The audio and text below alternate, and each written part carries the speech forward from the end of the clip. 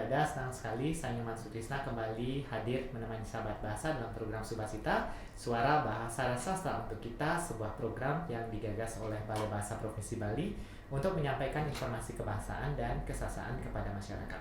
Subasita disiarkan melalui Studio Subasita, Balai Bahasa Provinsi Bali. Sahabat bahasa, mungkin sebagian dari sahabat bahasa sudah mengetahui bahwa pola kerja yang dijalankan oleh Balai Bahasa yang merupakan UPT, Unit Pelaksana Teknis dari Badan Pengembangan dan Pembinaan Bahasa adalah KKLP, Kelompok Kepakaran dan Layanan Profesional.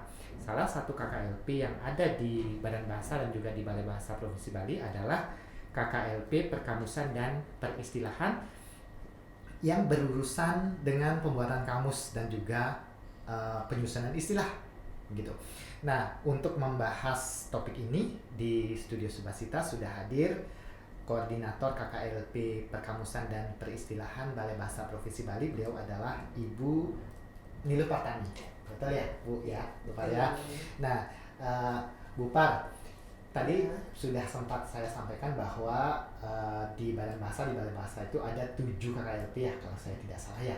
Salah satunya adalah Perkamusan dan Peristilahan. Nah, KKLP ini apa sih? Begitu. Pak Nyoman dan juga sahabat bahasa,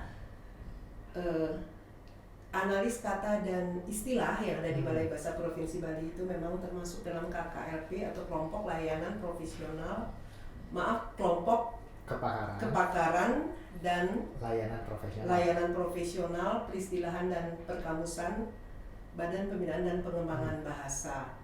Nah, kemudian memang kami di tim Balai Bahasa Provinsi Bali itu ada 4 orang, dan kebetulan memang saya sendiri ditunjuk sebagai koordinator, kemudian ada 3 itu orang. Itu sepertinya tidak kebetulan ya, Bu?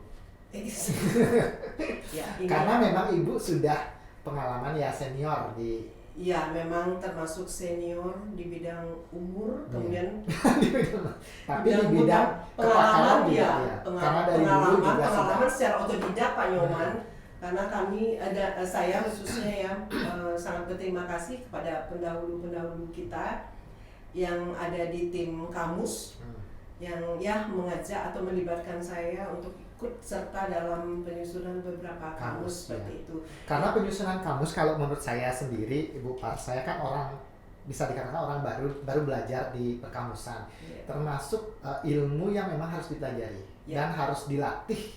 Iya, betul sekali Pak Nyoman. Sementara kami yang di tim perkamusan dan peristilahan ya di Balai Bahasa Provinsi Bali baru-baru ini setelah ada pengelompokan KKLP ini baru mendapat ya sedikit ilmu ya dari KKLP Perkamusan dan Peristilahan Badan Bahasa dalam bentuk BIMTEK, kemudian juga iklan seperti itu yang dilakukan secara daring ya, karena secara daring dan secara tidak daring juga kan Bu ya, secara luring juga ya, setelah pandemi ya, mungkin baru tahun 2022 ini ya. Kemudian kami di tim Balai Bahasa Provinsi Bali ini ada 4 orang, saya sendiri, saya ulangi ya Pak Nyoman, ada Pak Madi Sumalia, ada Ibu Gung Fitri Susanti, dan ada Ibu Ayan Ngasti. Jadi ya dapat dikatakan kami berempat yang menangani bidang perkamusan di Balai Bahasa Provinsi Bali. Nah, kembali kepada KKLP KKLP KI ya, biar lebih mudah karena terlalu panjang. Jadi di Badan Bahasa itu ada beberapa program, barangkali ada 2 ya yang bisa saya sebutkan di sini karena kebetulan pada 2 program itu kami ikut terlibat. Yaitu yang pertama seperti yang saya sampaikan tadi ada BIMTEK, karena itu yang kami peroleh pada tahun 2020 awal-awal pembentukan KKLP KI. Jadi kami mengikutinya secara daring, kemudian ada juga bengkel leksikografi dan juga bengkel terminologi itu dilakukan atau dilaksanakan pada tahun 2020 dan 2021, dan kemudian pada tahun 2022 yang baru-baru saja lewat ini ya, pada bulan Juni ya kalau tidak salah di Jakarta juga dilaksanakan bengkel leksikografi tingkat lanjut begitu Pak Man. Nah, Kemudian apa namanya, selain program BIMTEK dan bengkel itu ada juga produk KKLPKI Badan Bahasa. Mungkin sahabat bahasa juga sudah tahu ya, layanan yang bersifat umum, Kamus Besar Bahasa Indonesia. KBBI daring ya Bu ya, yang sekarang sudah daring ya. Ya, KBBI itu ada 3 versi sebenarnya ya, ada versi cetaknya, kemudian ada versi daringnya, dan juga ada versi luringnya. Seperti itu. Nah, selain KBBI juga ada ada thesaurus juga, ada thesaurus, ada glosarium seperti itu yang sangat bisa dimanfaatkan oleh sahabat bahasa dimanapun berada seperti itu. Karena itu sudah ada dalam bentuk bisa menggunakan peramah internet ya, dengan browser, kemudian juga di Android juga sudah ada. Kalau di iOS sudah ada? iOS sepertinya sudah ada. Karena Android sepertinya yang lebih dulu populer ya. Ya, itulah seandainya Bapak dan Ibu sahabat bahasa mungkin tidak tersambung dengan jaringan internet bisa menggunakan yang versi luringnya. Nah, begitu. Dan mungkin saya lanjutkan sedikit Pak Nyoman berkaitan dengan KBBI yang tentu saja bersifat daring ya. Barangkali sahabat bahasa bisa memanfaatkan fasilitas itu ya. Jadi Bapak dan Ibu tinggal membuka laman, saya baca saja ya, KBBI pada https://kbbi.kemdikbud.go.id. Jadi Bapak dan Ibu kalau setelah membuka itu mungkin ada beberapa jendela ya di sana. Kalau ingin mengusulkan kosakata baik bahasa Indonesia maupun kosakata daerah ya, khususnya Bali. Mau kita usulkan menjadi KBBI gitu ya, bagian dari KBBI. Untuk agar bisa memperkaya kamus besar kita, dapat Bapak dan Ibu lakukan dengan membuka jendela daftar baru ya. Jadi Bapak dan Ibu harus mendaftar dulu ya.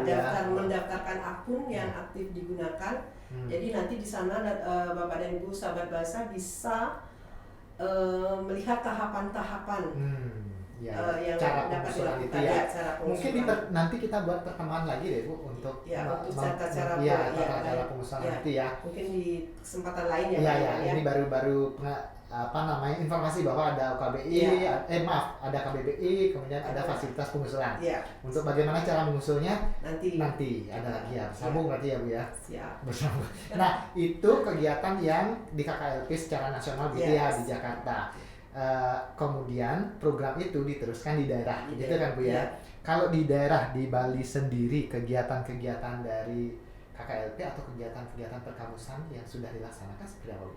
Baik, sebenarnya sebelum terbentuknya KKLP ini ya, Balai Bahasa Provinsi Bali sih sudah jauh-jauh hari sudah melaksanakan kegiatan perkamusan. Bu, kalau menurut saya tim perkamusan Bali itu termasuk tim perkamusan yang kuat ya Bu ya? Karena hasil-hasil kamusnya dari zaman dulu sebelum KKLP ini termasuk kalau di Indonesia itu termasuk tim yang kuat ya. Ya, dapat dikatakan seperti itu Pak Nyoman, walaupun yang tersisa sekarang ya anggaplah saya yang paling orang lama yang tersisa itu Bu Partami, dan Bu Partami juga akan pensiun masa purna. Dan kemudian ya teman-teman yang lain yang memang benar-benar mendapat pengetahuan leksikografi itu memang ya ada beberapa terbatas yang sudah meninggalkan kita, kemudian ada juga yang sudah pensiun. Jadi ya memang tim perkamusan di Balai Bahasa Bali ini memang harus benar-benar ada generasi berikutnya ya. Ya, harus ada generasi berikutnya dan memang harus benar-benar belajar dari awal seperti itu ya. Karena saya pikir sebagai yang penekun kamus ya, saya pikir tidak saja harus didukung oleh pengetahuan yang berkaitan dengan perkamusan, tetapi juga memang kita yang harus benar-benar disiplin, kemudian harus tekun seperti itu menghadapi kata-kata. Karena kalau saya lihat Bu Partami bekerja itu melihat kata, begitu memberikan penjelasan seperti itu ya. Karena memang membosankan sebenarnya ya, memang harus diniati seperti itu Pak Nyoman. Dan berkembali ya kepada program yang telah dilakukan di di Balai Bahasa Provinsi Bali sejak tahun 2020 itu kami harus Balai Kantor itu harus melaksanakan kegiatan inventarisasi kosakata bahasa daerah untuk pengembangan Kamus Besar Bahasa Indonesia. Ya, jadi Balai Kantor itu diwajibkan seperti itu ya untuk mengusulkan kosakata daerah untuk pengembangan KBBI. Kemudian yang yang berkaitan dengan kata-kata asing itu sudah dikerjakan atau sudah dilaksanakan oleh tim kamus di Badan Bahasa. Ya, seperti Bu, itu. Kan kalau tim melanjutkan yang tadi yang Ibu Patrani sampaikan itu bahwa tim di Bali di daerah itu diminta untuk menginventarisasi kosakata bahasa Bali yang memungkinkan untuk menjadi bahasa Indonesia gitu ya. Itu ada syarat-syarat atau semua kata boleh diusulkan atau bagaimana? Baik Pak Nyoman,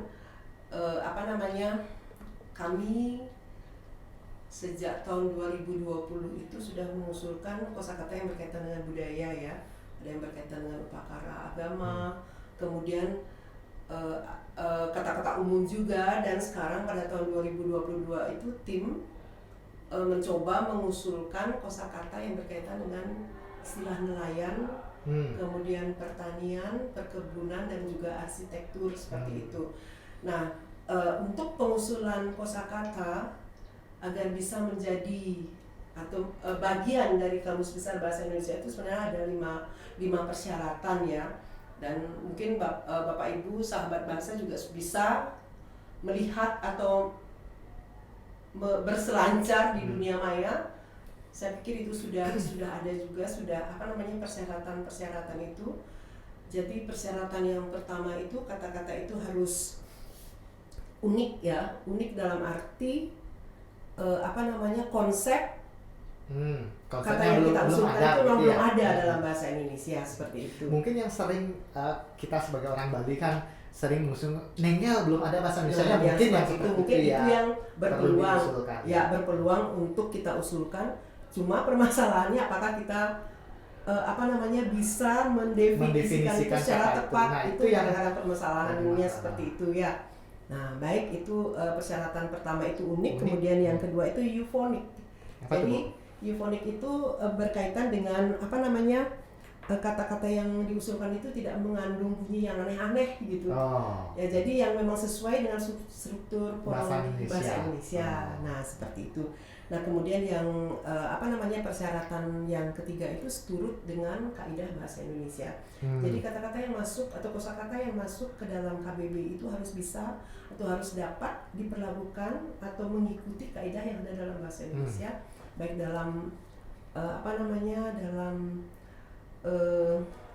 penggabungan katanya seperti itu ya, dalam penimbuhan atau dalam pemajemukan. Bisa mengikuti kaidah bahasa Indonesia gitu ya, Bu. Ya, jadi ketika kata daerah itu masuk dalam KBBI memang harus tunduk dengan kaidah aturan-aturan bahasa Indonesia. Nah, seperti itu. Nah, kemudian untuk persyaratan yang keempat itu tidak berkonotasi negatif tidak berkonotasi negatif. Jadi kita harus lebih memilih kosakata memang yang berkonotasi positif begitu ya. Ya, seperti itu. Nah, kemudian untuk persyaratan yang terakhir itu kekerapan. Jadi kerap dipakai baik berdasarkan frekuensi pemakaian maupun julat itu ring ya. Ya, itu. Nah, saya juga belum terbiasa. Jadi jika kata itu memang lazim digunakan di Bali, tidak bisa dikatakan begitu ya. Dari segi frekuensi itu memang sering sekali dipakai. Walaupun mungkin ya konsepnya itu sudah ada dalam bahasa Indonesia kan, tapi karena kerap dipakai masih ada peluang untuk diusulkan. Nah, kemudian kalau julat, jadi bisa ketersebarannya itu sudah luas. Ya, tidak hanya di satu daerah saja gitu ya, Bu. Iya, seperti itu. Bu, ada tidak Bu contohnya ini, Bu, kata bahasa Bali yang sudah masuk di KBBI? Ngaben itu sudah kan ya? Ngaben sudah dulu. Mungkin ya Bapak dan Ibu seandainya ingin mengetahui kosakata bahasa Bali yang sudah menjadi KBBI, mungkin bisa dilihat dalam laman KBBI itu ya persyaratannya ya Bapak dan Ibu harus masuk dulu. Ya. Buat akun dulu ya. Membuat akun, kemudian daftarkan akun. Nanti setelah bisa akun terdaftar, kita bisa masuk pada pada laman itu. Jadi kita bisa melihat kata-kata apa saja. Fiturnya akan bertambah kalau kita sudah mendaftarkan Bu ya. Kalau kita hanya pengunjung biasa, ada sesuatu yang belum muncul begitu ya. Nanti kalau kita sudah mendaftar, sudah punya akun, nanti akan fiturnya akan bertambah ya. Betul. Gitu ya? Dan itu juga memudahkan ketika kita ingin misalnya mengajukan atau mengusulkan kosakata atau ingin memperbaiki makna atau mengusulkan makna juga bisa. Nah, dari pengalaman Ibu saat mengusulkan kata dulu kita usulkan melalui web itu ya, melalui laman itu. Kemudian kata itu tentu saja diproses gitu ya. Kadang kata kita itu kan ditolak Bu ya. Kadang ditolak, kadang diminta kita untuk perbaiki begitu ya. Ada tidak Bu contohnya Bu? Kata yang ditolak itu? Ada. Begini ya. Saya pikir teman-teman dan Pak Nyoman Sutrisna juga sebelum ada KKLP ini kan sudah aktif mengusulkan. Cuma salahnya kita tidak begitu memperhatikan atau malas membuka laman itu. Jadi sebenarnya apapun yang kita usulkan itu pasti diproses oleh Badan Bahasa dan ketika kita dan kita harus rajin untuk mengecek akun kita. Jadi apakah kosakata yang kita usulkan itu diterima langsung atau ada perbaikan atau bagaimana. Nah seperti tahun yang lalu atau beberapa tahun yang lalu saya pernah mengusulkan kosakata embe, bawang goreng ya. Kenapa saya pilih itu walaupun memang konsep sudah ada dalam bahasa Indonesia, cuma saya pikir embe itu kok lebih pendek dari yang sudah ada. Ya, namun itu menjadi catatan bagi tim editor di badan. Mungkin ditangguhkan karena secara mungkin berdasarkan eufonik mungkin tidak. Tidak enak didengar ya. Bagaimana ya?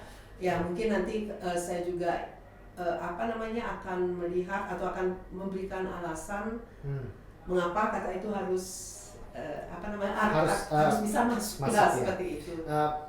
Terakhir saya membuka akun saya, terlihat beberapa kata yang saya usulkan ditolak. Memang ditolak itu lebih banyak karena sudah ada konsep ini sudah ada gitu sih sebagian besar, dan ada beberapa yang revisi begitu ya, diminta kita mohon perbaiki definisi menjadi apa gitu ya. Seperti itu ya, kadang-kadang usulan-usulan kita itu ya kadang-kadang tidak sesuai dengan aturan yang telah ditetapkan, karena kan ada beberapa ketika kita menyertakan contoh itu tidak ada beberapa aturan yang harus kita ikuti, terutama di bidang penyingkatan ya, seperti dari yang harus yang disingkat dengan DR seperti itu.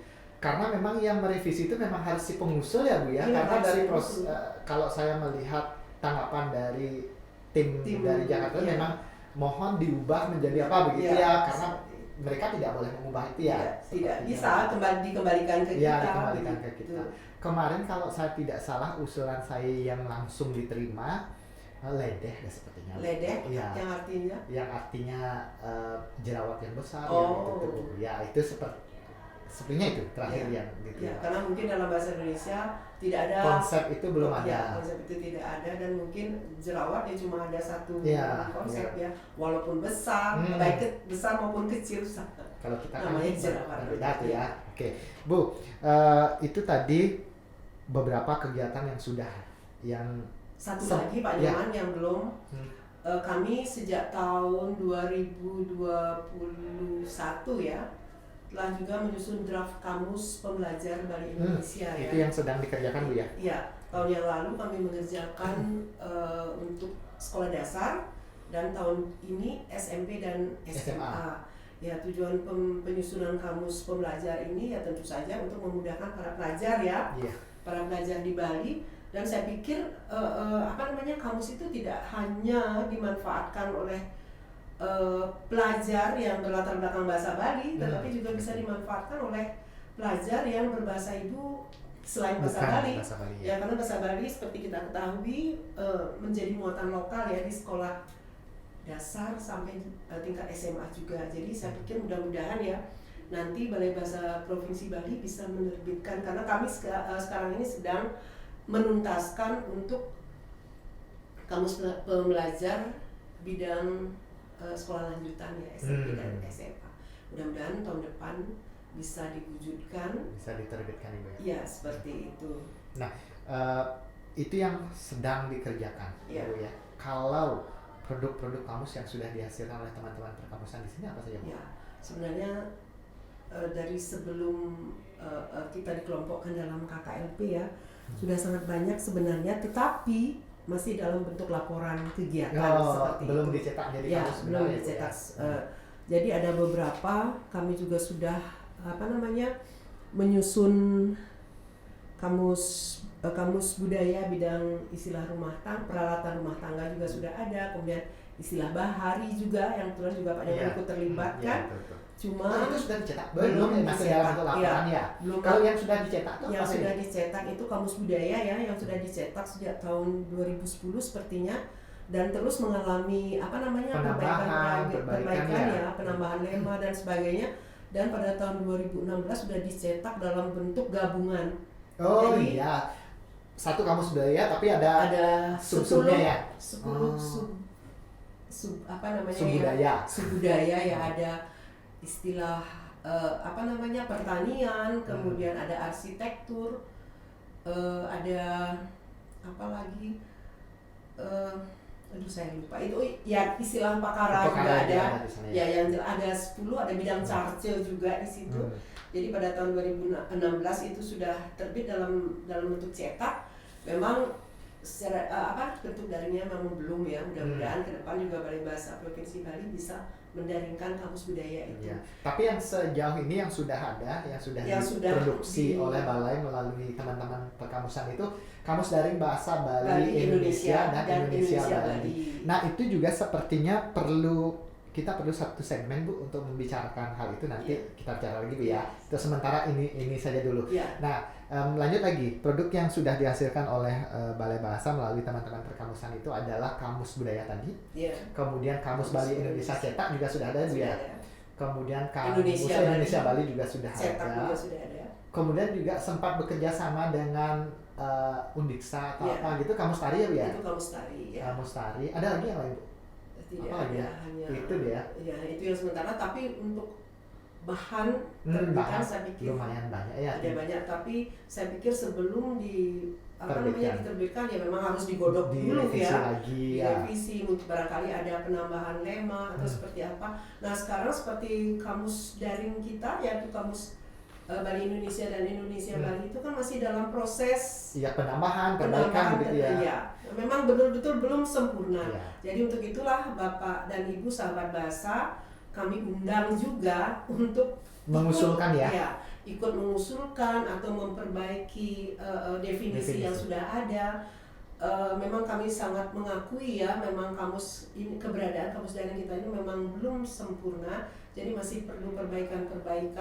Dan kamus daring baik Bali Indonesia maupun Indonesia Bali itu memang sudah dilokakaryakan dalam 2 tahun terakhir ini, dan mudah-mudahan hasil lokakarya itu nanti bisa kami tindak lanjuti ya, barangkali ya, mudah-mudahan tahun 2023 kami akan fokus untuk menindaklanjuti hasil lokakarya 2 tahun belakangan ini, seperti itu. Nah, tapi Bu, walaupun Ibu mengatakan bahwa kamus daring Bali Indonesia Bali itu memang tidak sempurna karena belum sempurna. Kalau menurut saya sih, karena bahasa itu dinamis ya, selalu ada perubahan, pasti akan ada perbaikan di mana saja.